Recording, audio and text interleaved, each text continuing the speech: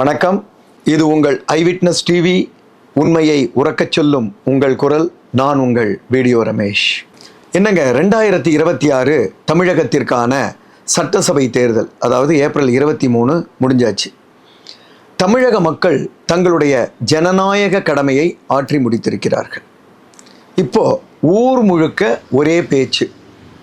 டீக்கடை முதல் IT company வரை எந்த கட்சி ஆட்சியை பிடிக்கும், மெஜாரிட்டி கிடைத்து ஆட்சியை பிடிப்பார்களா?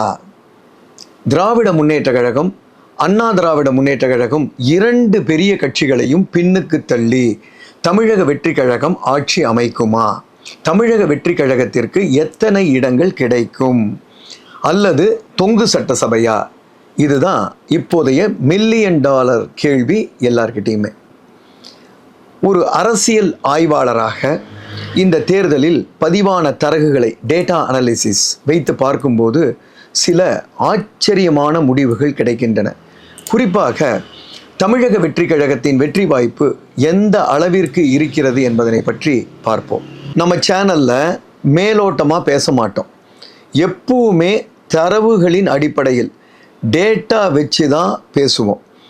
தமிழக வரலாற்றிலேயே மிக அதிகமான வாக்குப்பதிவான 85% பதிவாகி இருக்கிறது. மொத்தம் 4,87,00,000 வாக்காளர்கள் தங்கள் வாக்குகளை செலுத்தி இருக்கிறார்கள்.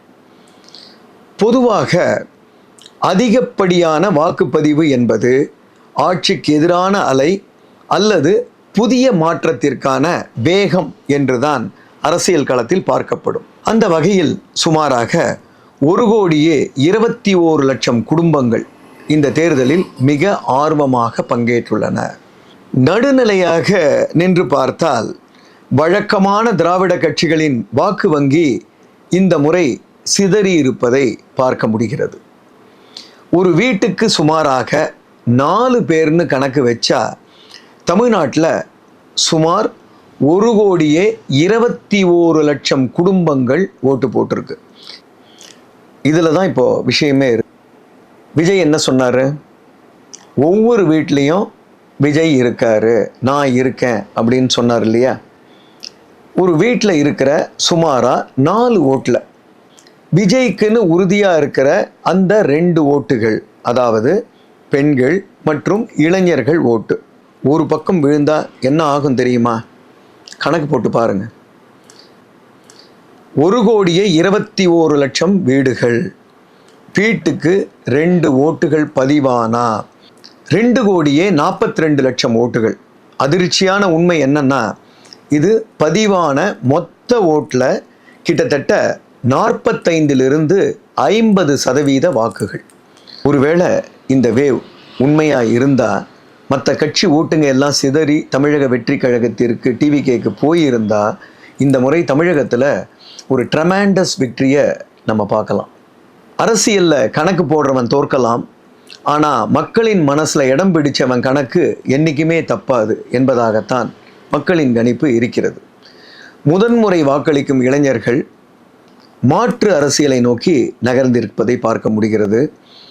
திராவிட முன்னேற்ற கழகம், அண்ணா திராவிட முன்னேற்ற கழகம், பிஜேபி, பாமக, காங்கிரஸ், டிஎம்டிகே, நாம் தமிழர் அப்படின்னு எல்லா கட்சிகளுடைய அதிருப்தி ஓட்டுகளும் அந்தந்த வீட்டில் இருக்கிற ஜென்சி இளைய தலைமுறை மூலமாக விஜய்க்கு மாறி இருப்பதாகத்தான் தெரிய வருகிறது.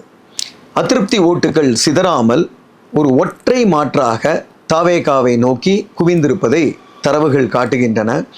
தமிழக அரசியலில் இது ஒரு மிகப்பெரிய மாற்றமாக இருக்கலாம்.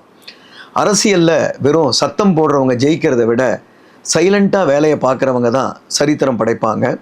அந்த வகையில் இந்த அமைதியான புரட்சி, சைலண்ட் ரெவல்யூஷன் கோட்டையை நோக்கி நகர்ந்தாலும் ஆச்சரியப்படுவதற்கில்லை.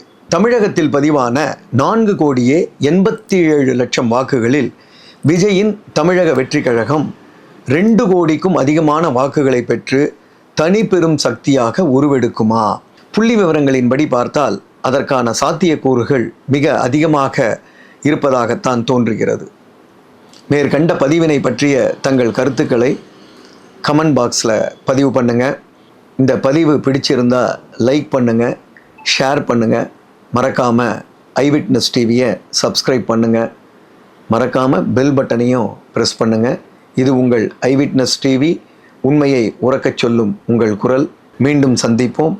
நன்றி, வணக்கம்.